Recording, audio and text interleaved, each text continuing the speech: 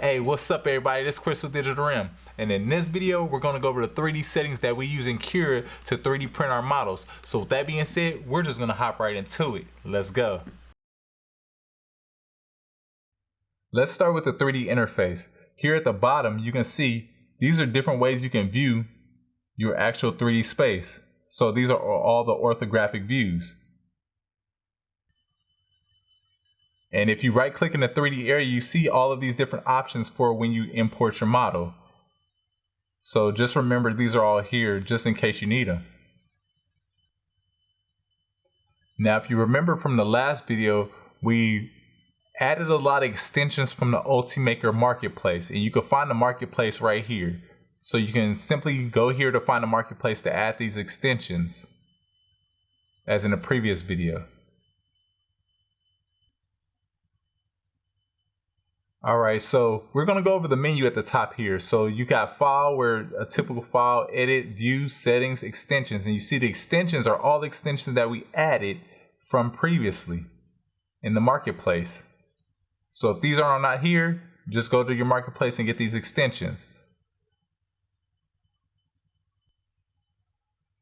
Alright, so in these extensions, where we're going to go is Thingy Browser. And then we're going to browse Thingy Browser. And this is just Thingiverse, but the extension inside of Ultimaker. So we're just going to find a model that we can import in and start right away. We're going to select this printable phone arm here. And this will take you to Thingiverse, where it will give you a description of what the part is or the model is. And again, you can scroll through all of these to see what it actually looks like, what you're interested in printing, and get a better feel for if you want to print this or not. So again, pretty much like a 3D print marketplace, if you want to say, that allows you to find things quickly. Now when you click download file, you see they have the Creative Commons licensing and everything else, so just make sure you have that and then download. So when it's downloaded, you can find it on your computer. And what we're going to do is just go back to Cura, go ahead and X out of the Thingiverse application or extension, and then we're going to drag and drop the model right into the 3D space. Become a Patreon today and support this community and support this channel. You might be asking, why would I want to do that? Well, one of the reasons is we are creating coding camps and tech camps for kids, and a lot of the Patreon dollars will go towards setting up those coding and tech camps with equipment and all of the things that are necessary to teach younger generations how to do some of the digital media techniques that we teach here at Digital Rim. So with that being said, your Patreon dollars will go towards scholarships for certain members of the Digital Rim community. So with that being said, make sure you get your membership, but at the same time, become a Patreon if you're not really interested in becoming a member just yet. Let's go. If you hold down right click and move the mouse, you can rotate around the object. And if you hold down the middle mouse button and move the mouse, you can pan. So that's how you do that. And you can select the object by left clicking. Now if you notice, there's a little red, green, and blue arrow, and those are for moving the object. So again, when you rotate around, you can move the object. These are all the different things you can do. You can scale, you can rotate, you can actually mirror it, per model settings, support blocker, measure, custom supports, tab anti plus, and tab plus. And remember, some of these are extensions that we added on. So let's say tab, you can put tabs here. And you might be asking, why would I want to do that? Well, when you start 3D printing, you'll see when the bed is hot enough, it'll actually sometimes melt off the edges. So you want to keep those edges straight. So again, having tabs there is ideal.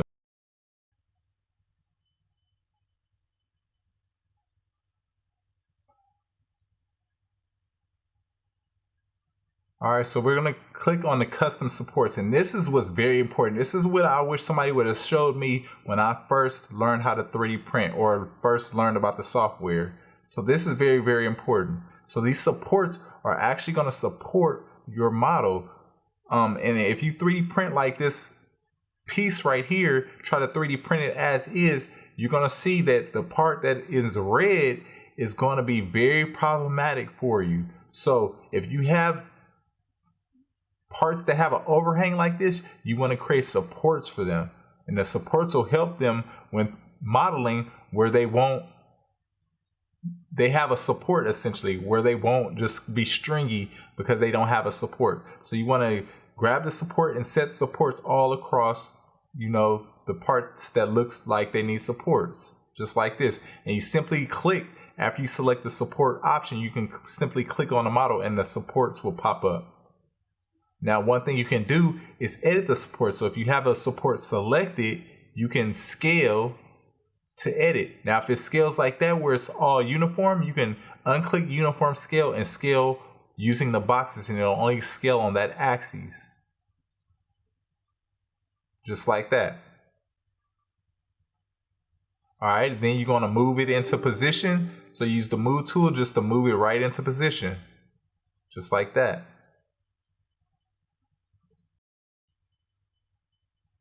Now, let's say you have some issues with the model, or you just want to edit the model a little bit. You can right click on any mesh in the scene, and actually you'll get all of these different options. So let's say mesh tool, you can reload the model, fix model normals, things like that. So again, we're not going to go too far into it, but just know you can right click on objects to get a menu option to kind of edit things to fix them or make them better. Now we're going to speed through the placement of these supports just to save a little time.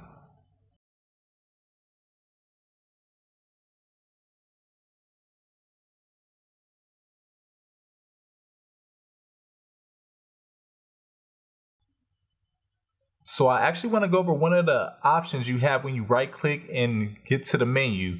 We're going to do a multiply selected, and this actually duplicates what you have selected. So we're going to do 2, and now we'll have 3 of the same exact object. So when you scale or rotate an object, it'll actually duplicate it just as you did. So you won't have to rescale each individual object separately. So this saves you so much time with having to rescale each object separately.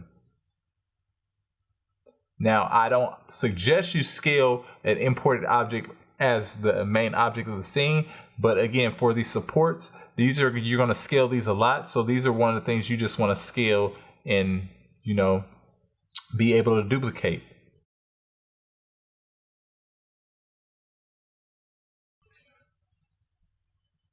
Now we're going to duplicate this one support right here. We're going to duplicate it one time. We just want one extra one.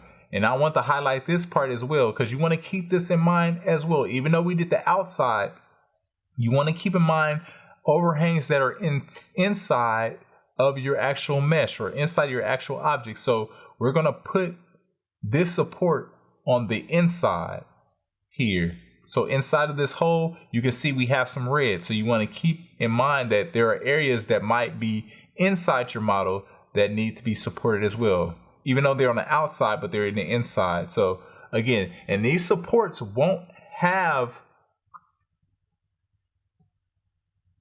any infill. So again, they'll be easy to snap off. So you just keep that in mind, like they're essentially just supports. So they won't be part of the model. You'll be able to snap them off very, very easily. So again, just place these, where you can see that it needs support. The more prints you do, the more you'll be able to identify the areas that will need support when you actually print. So just keep practicing, and you're going to become more aware of where you should place a support.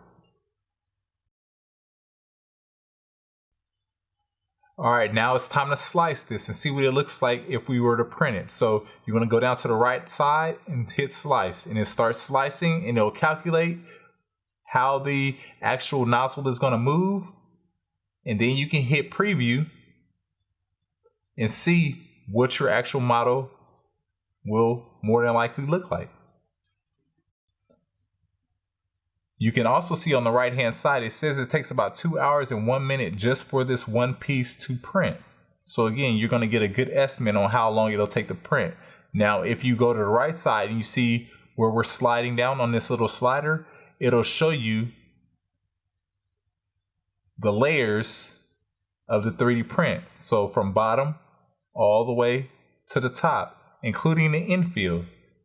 The blue part are the support, and then the red part with the orange and the yellow and the green are the actual print of the object.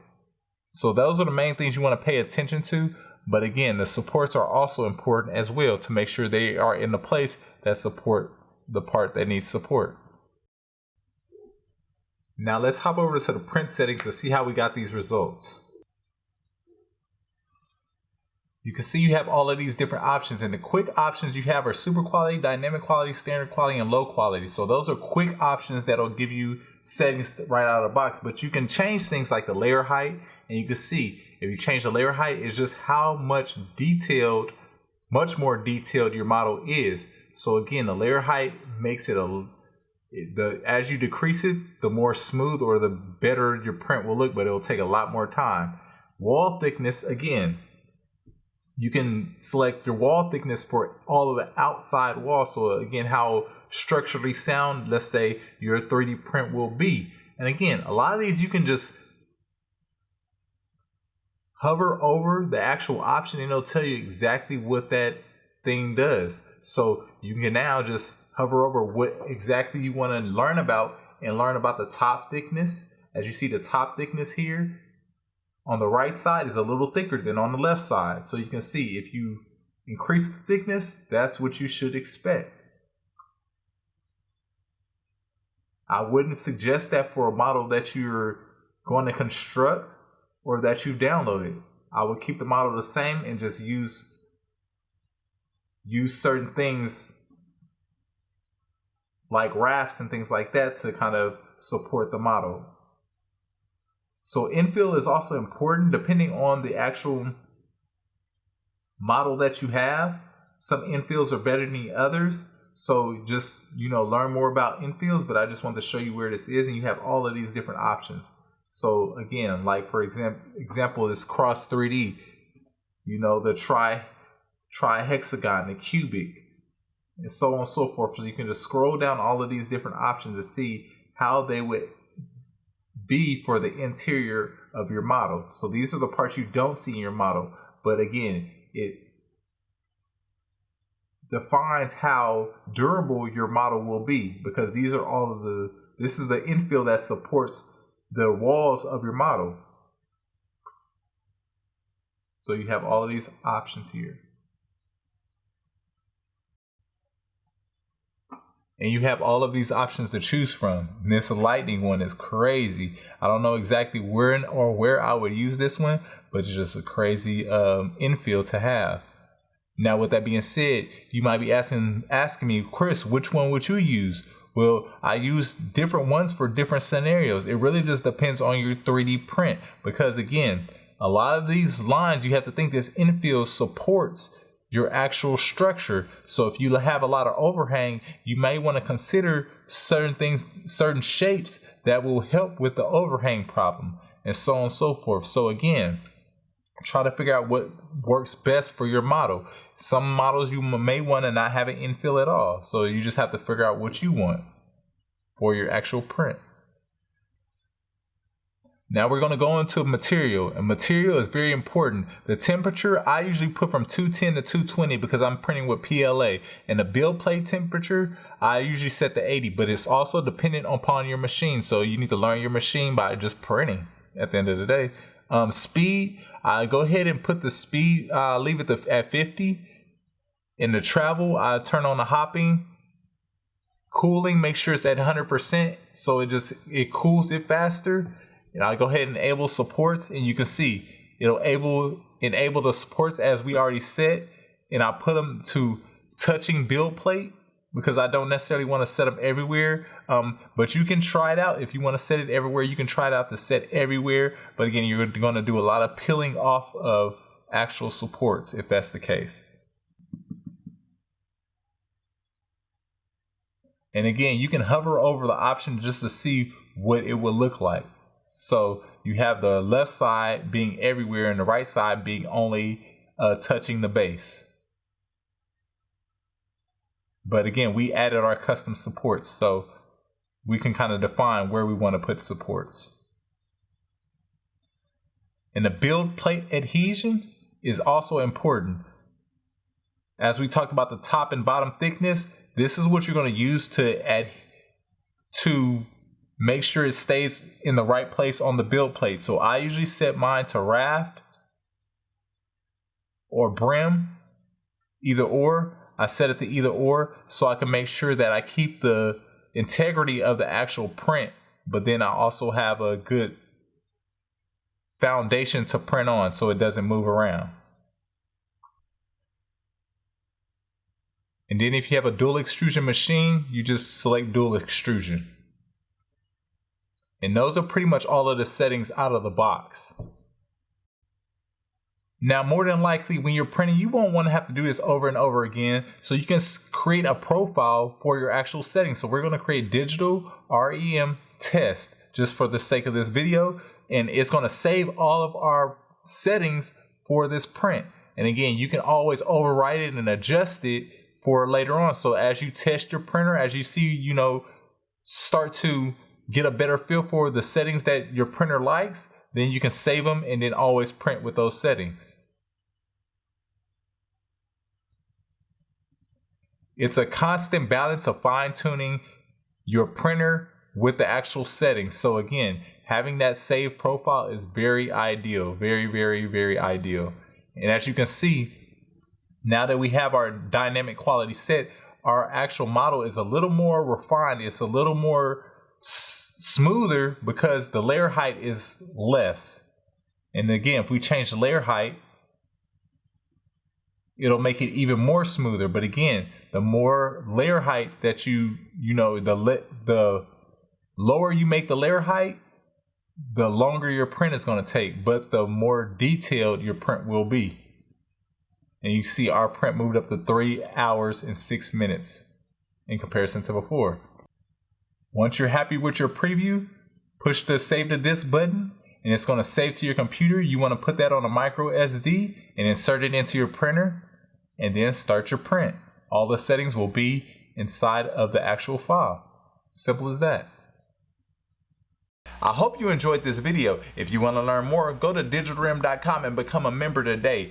With your membership, you get access to our course library. We have all different types of digital media content creation topics that you can cover and learn for yourself. Very beginner friendly, just like this video. So with that being said, go to digitalrealm.com and get your membership today. And don't forget, join our Discord community at the link below. You can get access to a lot of topics and discussions about these videos just like this from members of the Creator Camp. So with that being said, hopefully I'll see you in the Discord community in the link below. Let's go.